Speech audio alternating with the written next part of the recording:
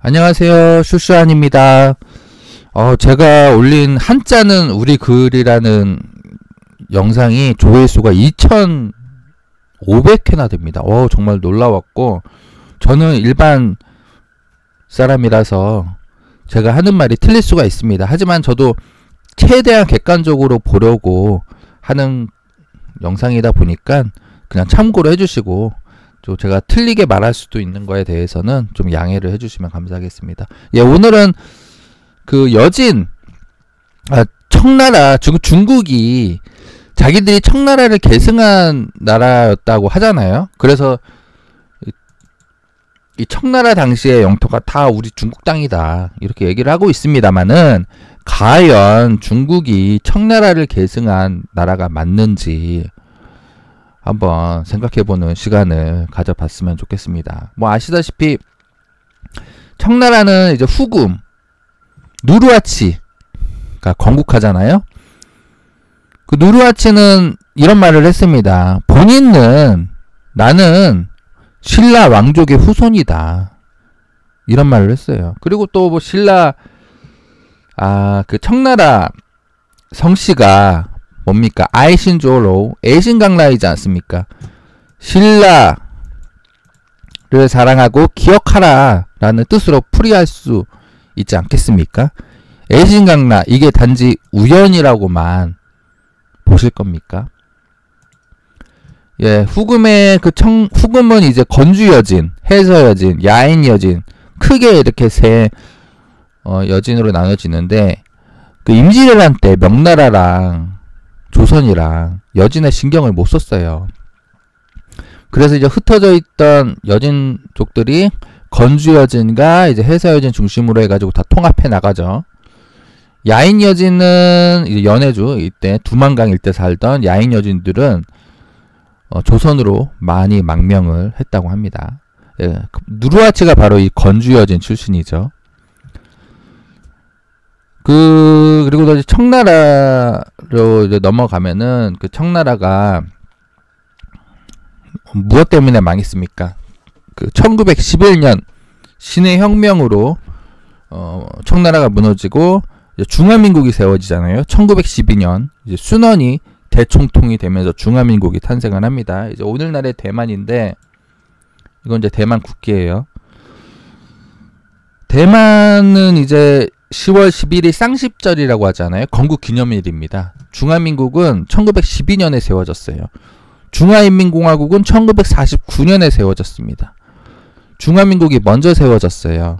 예, 그러면은 중국의 전통성은 중화민국에 있는 거 아닙니까? 그 중화인민공화국은 북한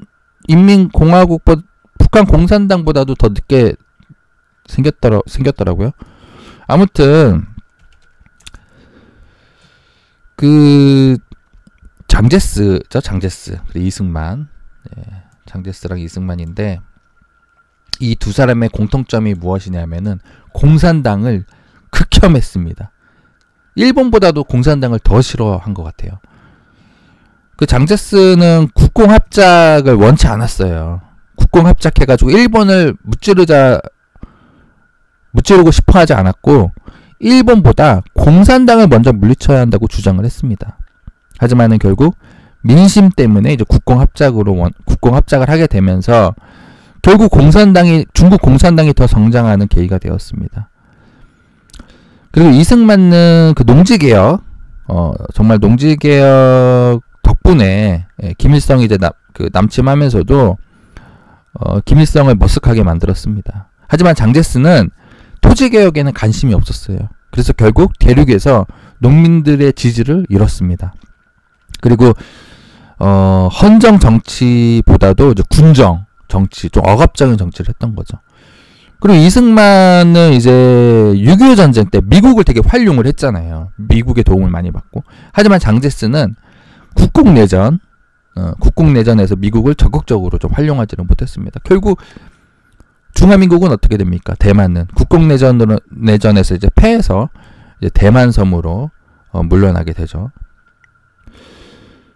그 중국은 그 문화대혁명 때 그 치파오를 입었다고 막 끌려가기도 하고, 또 만주어가 또 사멸이 가도로 냅두고, 그러지 않았습니까? 과연 그리고 또 지금 뭐 만주 동북삼성도 좀 개발이 안 되고 있고, 대만 국기에 대해서 잠깐 좀 설명을 하면은, 이거는 청천 백일 만지홍이라고 합니다. 청천, 그러니까 푸른 하늘, 백일 하얀 태양, 그리고 만지홍, 그러니까 붉게 물든 땅이란 뜻입니다. 그러니까 푸른색은 이제 광명, 자유를 뜻하고, 흰색은 이제 솔직함, 민권 평등을 뜻하고, 붉은색은 이제 두려워하지 않음, 희생, 박애를 상징을 한다고 합니다. 그 중화민국 국가는 그 순원이 삼민주의 있잖아요. 민족주의, 민권주의, 민생주의를 내세우고 있고, 또 이제 저는 처음에 놀랐어요. 이거 한국? 아니요, 한국이 왜 써져 있지? 이름이 한고위라는 대만의 국회의장입니다. 예, 이 사람은 원래 그 국민당 소속인데, 이제 민진당의 텃밭인 대만 남부의 그 까오슝의 시장으로도 당선된 바 있습니다. 예. 뭐 대만은 북쪽은 좀 국민당이 지지를 많이 받고 있고, 남쪽은 민진당의 세력을 많이 받고 있잖아요. 예. 아무튼 대만 얘기를 왜 하지? 예. 강희제, 아니 걸륭제입니다. 걸륭제. 이 사람.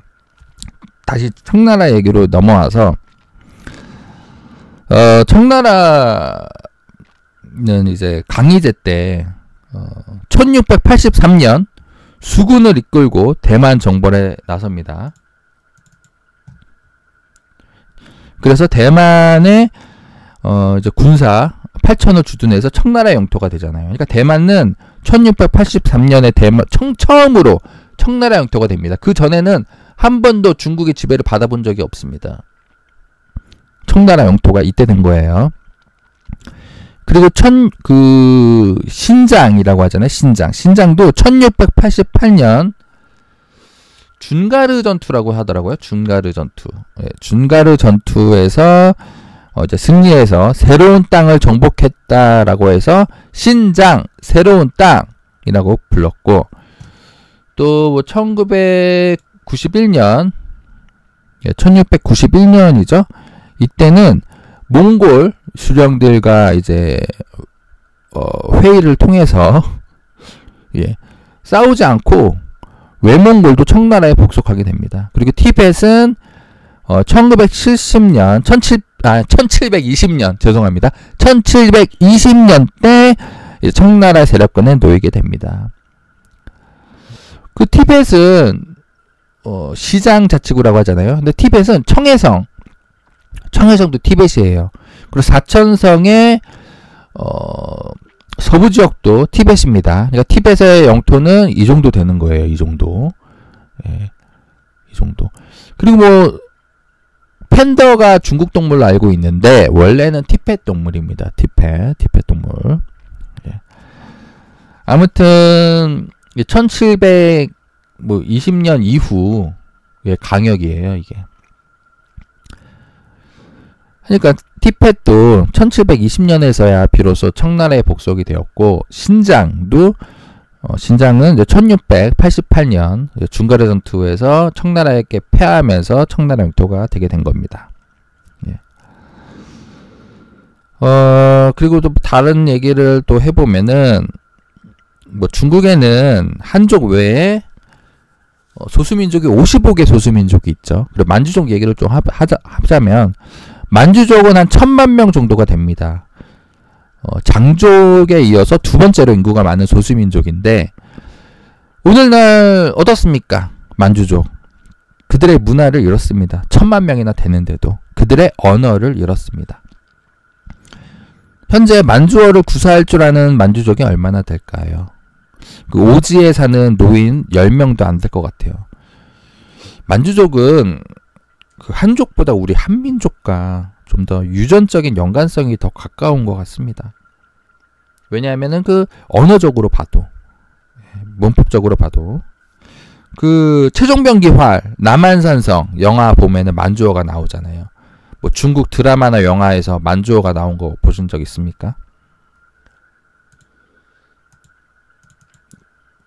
이거는 이제 쌍십절, 10월 10일이 건국기념일이라서, 대만 중화민국의 건국기념일이라서 우리나라 차이나타운 가면은 이렇게 대만 중화민국 이렇게 볼 수가 있습니다. 그리고 이거는 넘어갈게요. 이거는 이거는 그 삼전도의 굴욕이라고 하잖아요. 삼배구고두. 3번 절하고 9번 머리를 조아리는 것이. 그 청나라 태종이죠. 홍타이지가 이제 병자호란이 일어나잖아요. 광해군처럼 이 인조도 좀 청나라 편에 들었으면은 병자호란이 일어났을까요? 인조는 철저하게 그 명나라를 너무 좀 사대를 했던 것 같습니다. 결국 이런 치욕을 당하지 않습니까?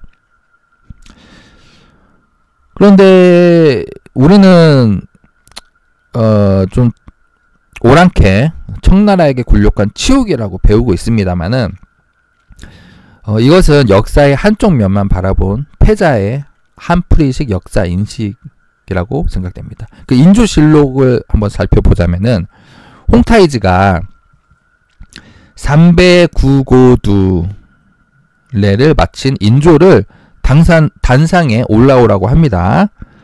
그리고 이런 말을 합니다. 조선의 왕은 일국의 구왕이니 짐의 아우들 사이에 앉히도록 하라. 이렇게 말하고는 청태조의 바로 옆자리 인조를 앉힙니다. 같은 자리에 동석을 한 거예요. 그리고 이제 조선은 이제 대청 제국의 가족이 되었으니 환영 회식을 하자면서 이제 청나라랑 조선의 대신들이 술잔을 돌리면서 이제 활쏘기 시합까지 합니다. 그리 놀랍게도 인조와 대신들을 그냥 한양에 돌려보냅니다.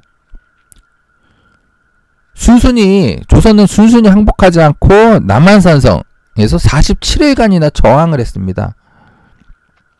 보통 청나라는 항복한 적국의 왕은 대부분 처형하던지 왕을 포로로 끌고 갑니다. 그 청나라를 세운 누르하치와 홍타이지는 그 명나라 한족에 대해서는 아주 엄격하고 잔인했습니다. 하지만 삼전도에서는 그러하지 않았습니다. 그만큼 조선을 좀 인정을 했던 것 같습니다. 그리고 오늘날 중국은 이제 치파오를 잘 안 입더라고요. 한푸라고 하죠. 한나라 시대. 2000년 전에 한나라 시대의 한푸를 꺼내옵니다. 그리고 또 우리나라는 만주어 연구소가 있습니다. 조선시대에.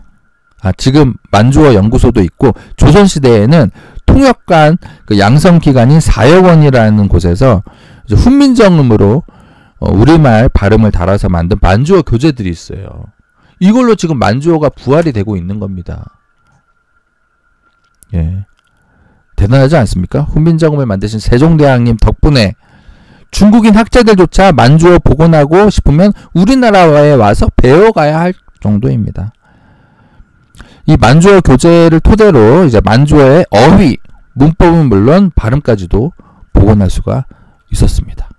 이렇게 만주어를 읽게 되면은 한문 사료만으로는 알 수 없는 그 여진, 청이 보는 조선의 모든 그 조선의 모습들을 객관적으로 볼 수 있게 되겠죠. 이거는 이제 책인데요. 이제 조선시대의 외국어 교육이라는 책도 있더라고요. 이것도 한번 기회가 되면 한번 읽어보고 싶습니다. 그리고 또 우리 만주학이라는 좀 학과도 생겼으면 좋겠습니다. 만주 사람 자체에 대한 관심도 좀 가질 필요가 있지 않을까라는 생각에서 한번 영상을 만들어 봤습니다. 이상 마치도록 하겠습니다. 두서없게 말을 했는데 감사합니다.